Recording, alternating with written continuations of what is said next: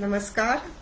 मी आदिती आकूत आणि माझी मैत्रीण मधुरा बर्वे आम्ही दोघीही सहजीवनच्या या प्लॅटफॉर्मवर तुमचं मनापासून स्वागत करतो. सर्वप्रथम आम्ही आमची ओळख करून देतो आणि त्यानंतर आपण आजचा जो इंटरेस्टिंग विषय आहे त्याकडे वळूया. मी आदिती आकूत, मी काउन्सेलर असून मी ट्रेनर पण आहे आणि काउन्सेलिंग सायकोलॉजिस्ट आहे आणि गेली 20 वर्ष मी या क्षेत्रामध्ये काम करते आहे. सध्या मी सहजीवन या संस्थेबरोबर जोडली गेलेली आहे. मधुरा. नमस्कार, मी मधुरा बर्वे, टीम सहजीवन, IHHI संस्था. मी वकील आणि काउन्सिलर आहे. जवळजवळ 15 वर्ष मी शिवाजीनगर कोर्टात प्रॅक्टिस केली, मॅट्रिमोनियल केसेस चालवल्या आणि काउन्सिलिंगही केलं. आता थोडंसं आजच्या सहजीवन ह्या आमच्या संस्थेबद्दल सांगते. सहजीवन ही सर्वसमावेशक विवाह संस्था आहे. संस्थेचं ब्रीदवाक्यच आहे, नाती जोडण्यापासून जपण्यापर्यंत. म्हणजेच आमची संस्था नात्याला सगळ्यात जास्त महत्व देते आणि कोणत्याही दोन व्यक्तींना नातं जोडताना आणि ते जोडलेलं नातं जपताना येणारे भावनिक आणि मानसिक अडचणींना मदत करायचं, त्यांना आधार द्यायचं काम आमची सहजीवन विवाह संस्था ही करते. त्यासाठी सहजीवनमध्ये तज्ज्ञ लोकांची टीम कार्यरत आहे. आता आजच्या विषयी सांगेल आदिती. मंडळी, आजचा आपला विषय आहे होकाराचे तंत्र आणि मंत्र. मागच्या तुम्हाला आठवत असेल, काही तुमच्यापैकी काही लोकांनी अटेंड केलं असेल, नाही तर जरूर आमचा मागचा पण व्हिडिओ तुम्ही बघू शकता. तेव्हा आपण नकाराविषयी बोललो होतो.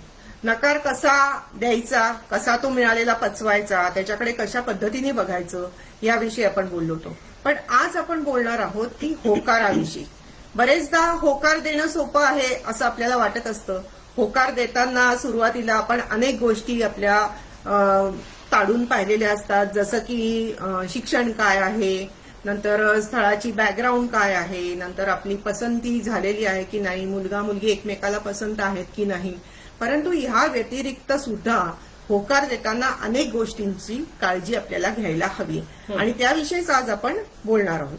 त्यातला पहिला जो मुद्दा आहे तो मला आवर्जून इथे सांगावासा वाटतो की होकार देताना बरेचदा दबावाला मुलं मुली सामोरे जातात.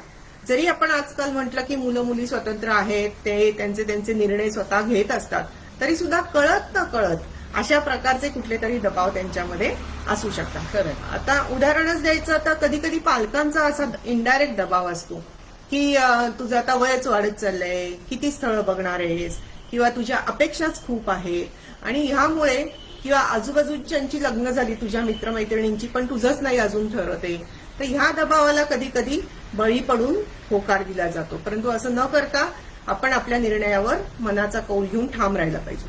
तसाच इनडायरेक्ट दबाव असा पण असतो की आई वडिलांचं जे एकमेकांशी नातं आहे किंवा मुलं जे काय वैवाहिक जीवन आई वडिलांचं बघत मोठी होतात, त्यातनं काही काही त्यांच्या धारणा बनतात. जसं उदाहरण द्यायचं झालं तर एखाद्या मुलीचे वडील संतापी असतील किंवा थोडे बेजबाबदार असतील, तर ती मुलगी म्हणते की मला अतिशय शांत मुलगा पाहिजे आणि तिचा सगळा फोकस त्या मुलाच्या स्वभावाकडे जातो. म्हणजे आपण काय होतं इथे की आपल्याला काय नको आहे ह्याच्यावर जास्ती फोकस जातो, न की काय हवं आहे.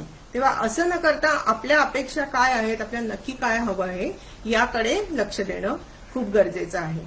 दुसरं अजून असं आहे की एखादी, जसं मी म्हटलं की संतापी, किंवा मग कुठे कुठे त्या व्यक्तीला संतापाच्या याच्यामध्ये अडचण येते, त्याच्या व्यवहारात कुठे कुठे येते, नोकरीच्या ठिकाणी येते का, तर या सगळ्या गोष्टी सुद्धा आपण बघितलं पाहिजे. आणि यासाठीच आमची जे सहजीवन ही टीम आहे ही पालकांशी आणि मुलांशी दोघांशीही बोलत असते.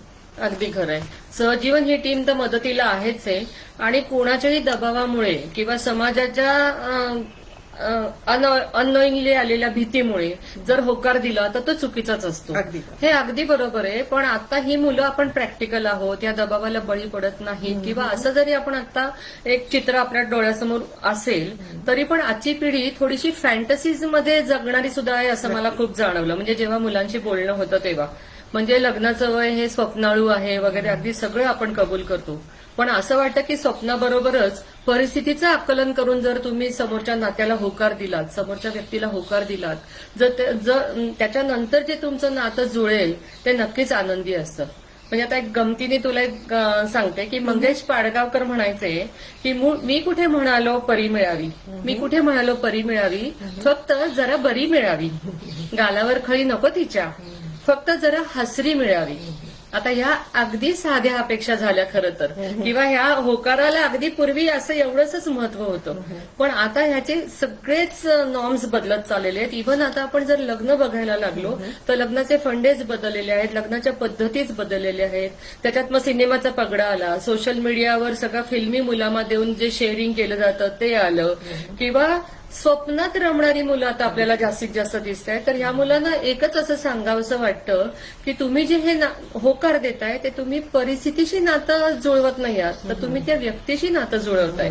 सो पहिला व्यक्तीचा विचार करा, तुम्हाला कसं फिल्मी हवंय, साधं हवंय, कसं हवंय. तुम्ही दोघांनी जर परफेक्ट व्यक्तीला तुम्ही होकार दिलात तर तुम्ही परिस्थितीवर दोघं मिळून मात करू शकता. तुम्हाला हवी तशी परिस्थिती तुम्ही तयार करू शकता आणि नक्कीच तुमचं पुढलं जीवन तुम्ही आनंदानं व्यतीत करू शकता. काय म्हणते अगदी बरोबर आहे तुझं मधुरा. म्हणजे आपण परिस्थितीची लग्न नाही करत आहोत आणि परिस्थिती ही सतत बदलत असते. Correct. पण व्यक्ती मात्र तीच राहते आणि आपल्याला व्यक्तीकडे बघूनच होकार देणं खूप गरजेचं आहे. करेक्ट. मला अजून एक मुद्दा इथे सांगावा असं वाटतं आवर्जून की कमिटमेंट. एकदा तुम्ही दबाव आणि या सगळ्या तंत्राला विचार करून जेव्हा तुम्ही होकार देता तेव्हा तुमची कमिटमेंटही तिथे खूप गरजेची असते. अगदी. घाईघाईत काहीतरी निर्णय घेऊन मग कमिट राहायचं नाही. याच्यापेक्षा निर्णय होकार देताना जर सगळा विचार केला आणि नंतर मात्र कमिटेड राहायला पाहिजे. म्हणजे माझ्या ओळखीच्या मध्ये एक स्थळ असं एक घटना घडली की त्या मुलीनी लव्ह मॅरेज केलेलं होतं आणि तिचा त्या मुलावर पूर्ण विश्वास होता, पण आई वडिलांना ते स्थळ अजिबात पसंत नव्हतं. पण पुढे जाऊन ती इतकी कमिटेड होती त्या मुलाशी लग्न करण्यामध्ये. तो मुलगा खूप चांगला होता, फक्त तिच्यापेक्षा शिकलेला थोडा कमी होता आणि सामाजिक परिस्थिती त्यांची थोडीशी कमी होती. पण नंतर तिने त्याच्याशी ठरवून लग्न केल्यामुळे, ती कमिटेड राहिल्यामुळे खूप चांगलं त्यांचं सहजीवन झालं. आता अनेकदा आपण बघतो की आईवडिलांच्या दबावामुळे वरवरच्या गोष्टीकडे पाहून लग्न केलं जातं, पण त्या मुलीला आतून ती कमिटमेंट वाटत नसते. तेव्हा आतनं कमिटमेंट दोघांनाही वाटणं. आता आजकाल आपण बघतो की मुलं सुद्धा मुलींच्या आईवडिलांची जबाबदारी घेणं ही सुद्धा कमिटेड असतात काही काही मुलं, आणि त्यामुळे दोघांचं सहजीवन हे चांगलं व्हायला नक्कीच मदत होते. तेव्हा निर्णय आणि त्याची जबाबदारी या दोन्ही गोष्टी लक्षात घेऊनच आपण ती कमिटमेंट आयुष्यभराची आहे हे लक्षात घ्यावं आणि त्याप्रमाणेच आपण होकार द्यावा असं मला इथे आवर्जून सांगावं असं. अगदी खरं आहे. पण यासाठी असं मला वाटतं की स्वतःची मतं जर स्वतःपाशी जर स्पष्ट असतील ना तर ती कमिटमेंट पुढपर्यंत पाळता येते, जसं तू आता उदाहरणात सांगितलं. पण आता ह्याच्यापेक्षा अजून एक वेगळा गमतीशीर विषय आहे. म्हणजे एक क्लायंट आली होती माझ्याकडे, मुलगी होती, दिसायला छान होती, शिकलेली होती, न्यूक्लिअर फॅमिली, सगळे मजेत घरात होते आणि स्थळ बघायला लागले. तिचं काही ठरलं नव्हतं लग्न म्हणल्यावर. तर साहजिकच 2-3 मुलांकडनं तिला होकार आला ऍट अ टाइम. आणि घरच्यांनाही ते सगळी मुलं पसंत होती, सगळंच बॅकग्राऊंड चांगली होती, एकमेकांच्या ओळखी निघाल्या वगैरे. आणि दोघं जण भेटल्यानंतर ती कन्फ्युज होती की या 2-3 मुलांच्यातलं मला नक्की कुठलं चालणार आहे. म्हणजे मला तिन्ही मुलं आवडली आहेत, त्यातला मी कोणाला होकार द्यावा, म्हणजे होकाराच्या बाबतीत ती थोडी कन्फ्युज होती. सो तिने आई वडिलांशी बोललं.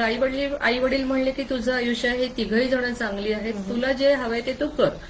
आणि मग थोडी चर्चा झाल्यानंतर तिला काउन्सिलिंगचा यावंसं वाटलं, काउन्सिलरचा मदत घ्यावीशी वाटली, म्हणून ती माझ्याकडे आली होती.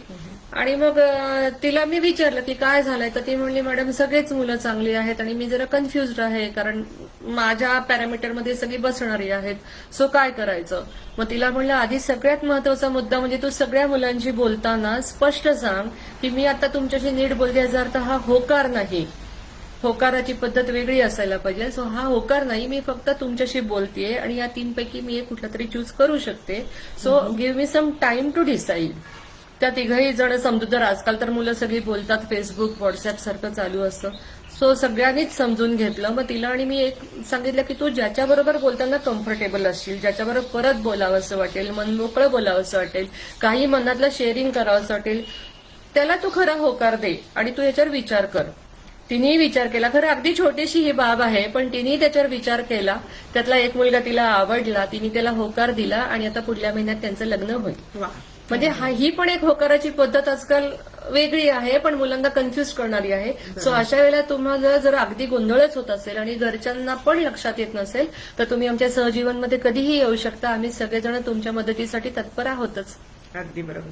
म्हणजे तुझं म्हणणं की मनाचा कौल पण इथे खूप महत्वाचा अगदी. ठरतो. जेव्हा असं कन्फ्युजन जेव्हा आपलं होईल अगदी. तेव्हा आपल्याला नक्की कोण क्लिक होत आहे हा. आणि आपल्या मन आपल्याला काय सांगतं आहे याच्याकडे लक्ष द्यावं. अगदी. आणि म्हणजेच काय की वास्तव आणि मनाचा कौल या बरोबर. दोघांचीही आपल्याला सांगड कधी कधी घालूनच पुढे जायला लागतं होकार देताना. तेव्हा नुसत्या वास्तवावर पण आपण अवलंबून राहू शकत नाही आणि नुसत्या मनाच्या कौलावर पण अवलंबून अवलंबून राहू शकत नाही. बरोबर आहे. नंतर मला असं वाटतंय मधुरा की ऍडजस्टमेंट हा सुद्धा खूप एक महत्वाचा मुद्दा आपण होकार देताना लक्षात घेतला पाहिजे. बरोबर आहे. म्हणजे मला पुढे जाऊन त्या कुटुंबामध्ये काय काय ऍडजस्टमेंट करायला लागणार आहे याची जाणीव थोडीशी आपल्याला होकार देताना असायला हवी, याची कल्पना असायला हवी. बरोबर. बरेचदा असं ढोबळमानाने बोललं जातं की आमच्याकडची सगळी लोक चांगली आहेत आणि तुला थोडंसंच ऍडजस्ट करायला लागेल. विशेषतः मुलींच्या बाबतीत हा प्रश्न येतो आणि विशेषतः जेव्हा लव्ह मॅरेज करतात मुलं मुली तेव्हा हा प्रश्न येतो. कारण दोन कुटुंबाची सामाजिक आणि सगळीच बॅकग्राऊंड अत्यंत भिन्न कधी कधी असू शकते. दोन कुटुंबांचं नातं तयार होतं ते नाही, लग्नानंतर. ते तर आहेच ग, पण बॅकग्राऊंड भिन्न असू शकते. त्याच्यामुळे शकते. ऍडजस्टमेंट करायला जास्ती आपल्याकडे लक्ष द्यायला पाहिजे. माझ्याकडे याच्या एक केस आली होती आणि तिथे ती मुलगी उच्च शिक्षित होती, चांगल्या घरातली चांगल्या कुटुंबातली होती, अतिशय हुशार मुलगी होती, तिचं करिअर पण खूप छान होतं. पण तिने जो तिच्यासाठी जोडीदार निवडला होता तो थोडासा अभ्यासात त्याची प्रगती थोडी कमी होती आणि शिकलेला थोडासा कमी होता आणि त्याची घरची बॅकग्राऊंड थोडी ऑर्थोडॉक्स होती.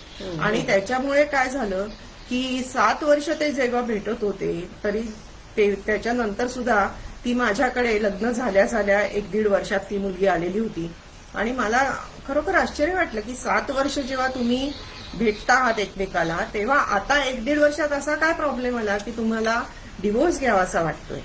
तर असं मी तिला विचारल्यावर तिने मला सांगितलं, मॅडम मला प्रचंड इथे ऍडजस्टमेंट करायला लागतंय. म्हटलं कुठल्या ऍडजस्टमेंट करायला लागतंय? तर तिचं म्हणजे राहणीमान किंवा कामाची तिला एवढी सवय नव्हती चांगल्या कुटुंबातनं असल्यामुळे आणि इथे मात्र ती IT कंपनीत हिंजवडीमध्ये कामाला जायची. तरी सुद्धा सकाळी 5ला उठून ते रात्री 11 पर्यंत ती मुलगी सतत कामात आणि स्वयंपाक, धुणं, भांडी. म्हणजे आपल्याला आश्चर्य वाटेल की असं पण असतं का.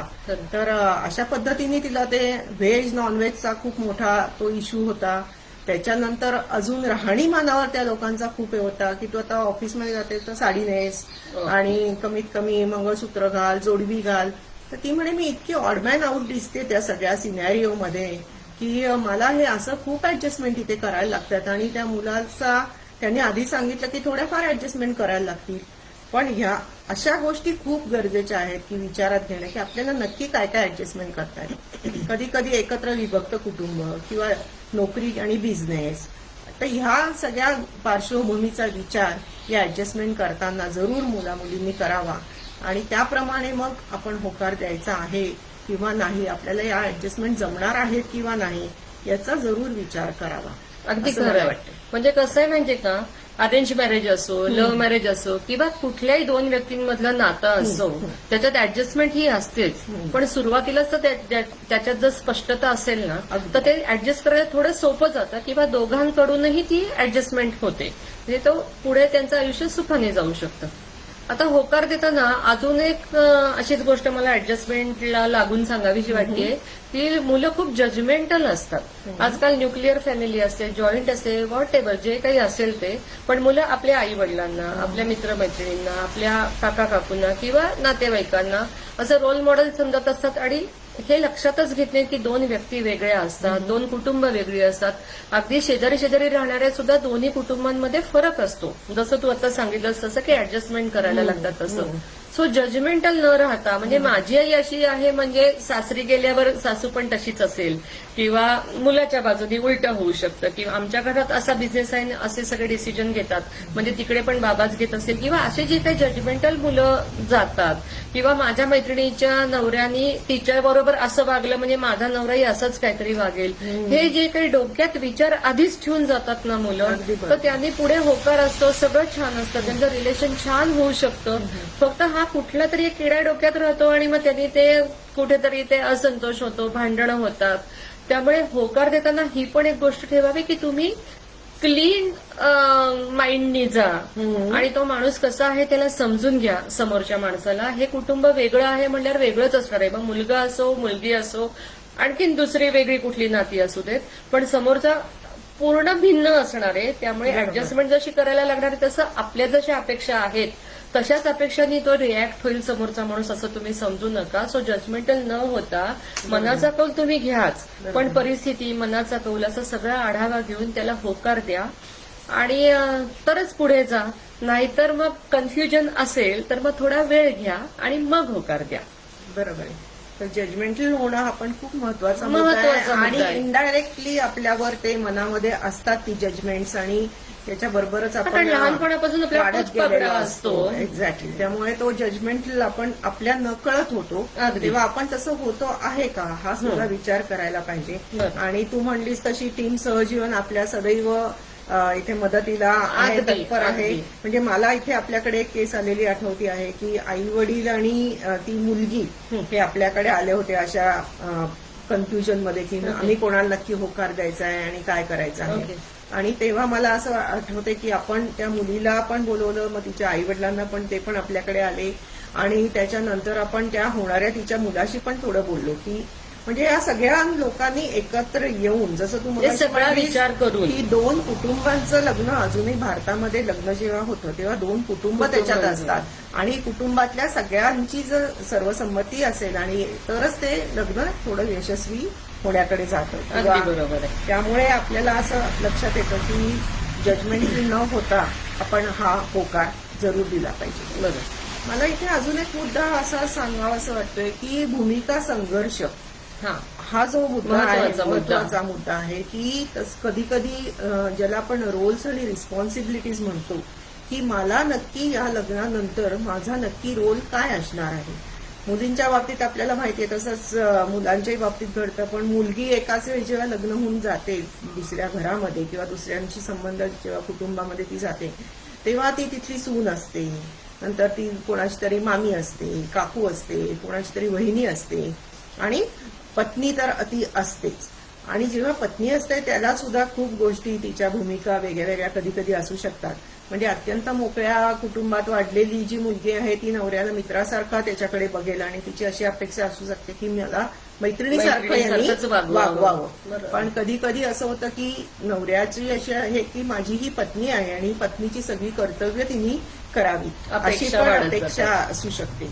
तेव्हा भूमिका माझी नक्की काय असणार आहे. मला सासू माझ्याकडे सून म्हणजे कुठल्या भूमिकेत बघती आहे आणि मला मग तिथे सणवार करायचे आहेत का, मला काही सेवा करायची आहेत की माझी काही कर्तव्य आहेत.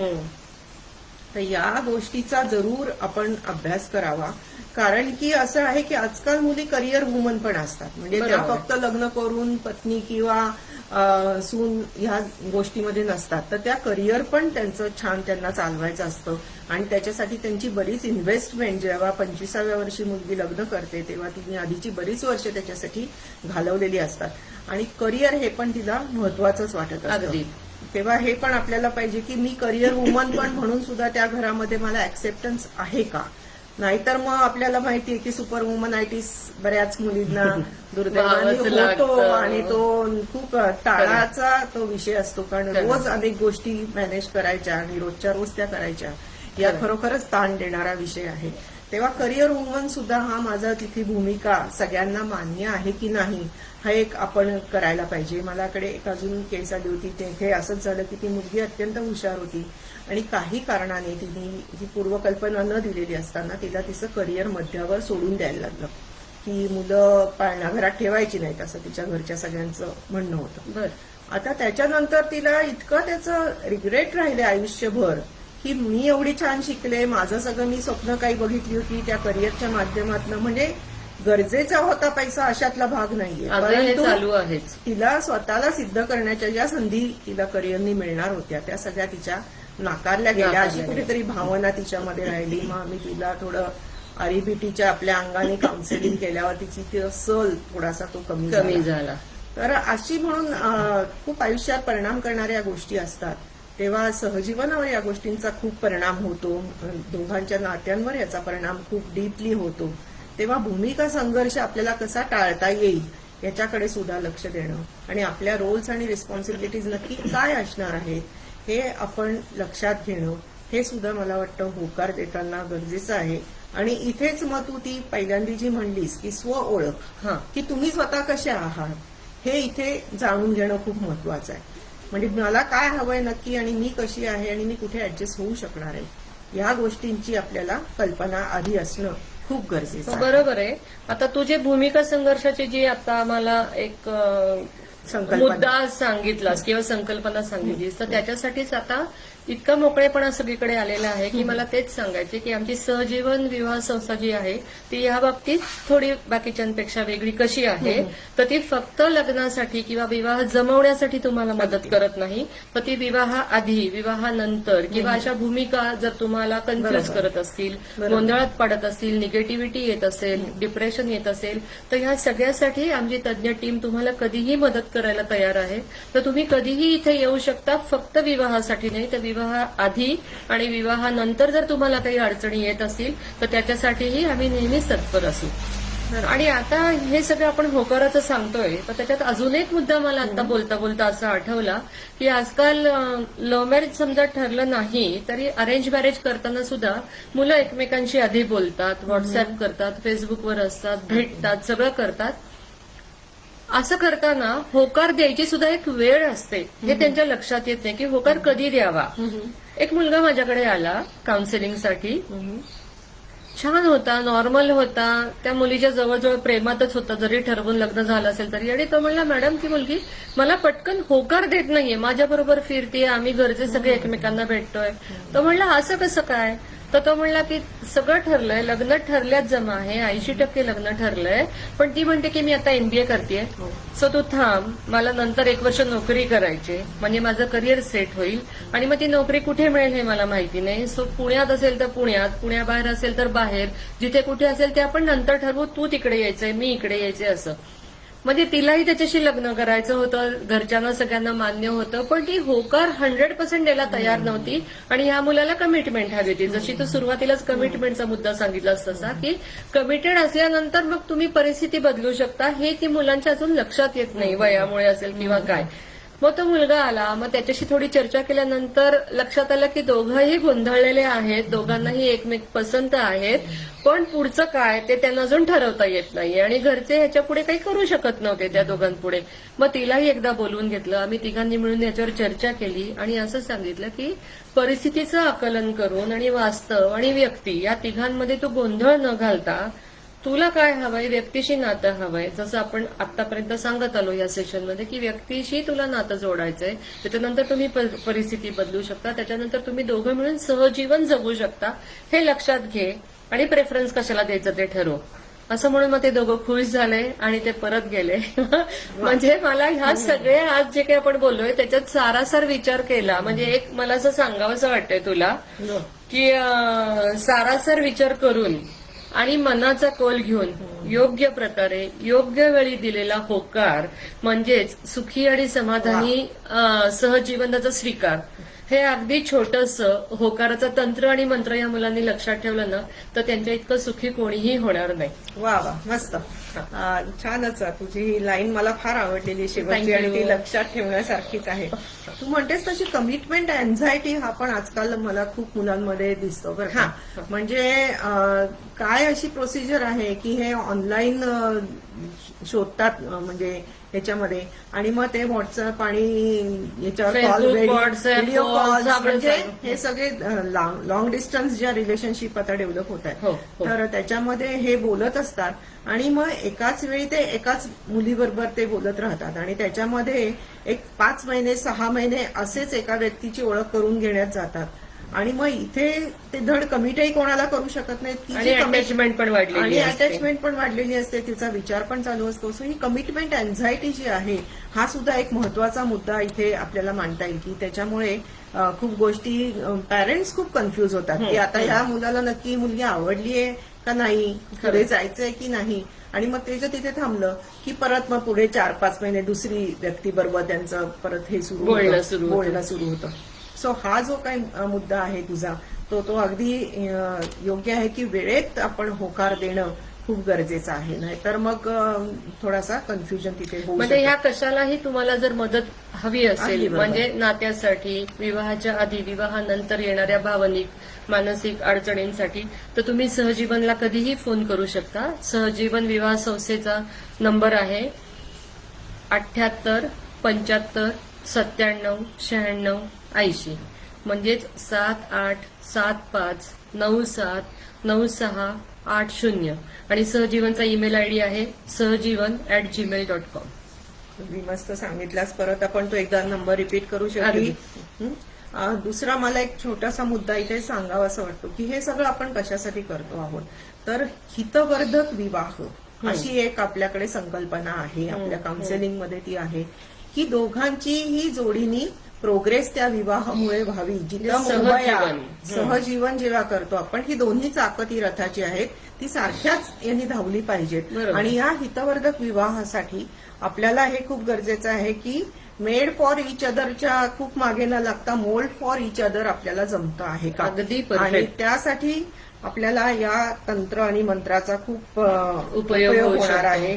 तेव्हा मला असं वाटतं की हितवर्धक विवाह ही संकल्पना सगळ्यांनी लक्षात ठेवली, कारण आपला पार्टनर जर सुखी असेल तरच आपण सुखी होऊ शकतो. खरंय. हे इंटरडिपेंडंट असं नातं असतं आणि कुणाला एकाला डावलून एकाला जोरात पुढे जाणं इथे शक्य नसतं. तेव्हा ही आपल्याला खूप छान कल्पना, आणि आपल्याकडे अशी अनेक उदाहरणं आहेत हितवर्धक विवाहाची.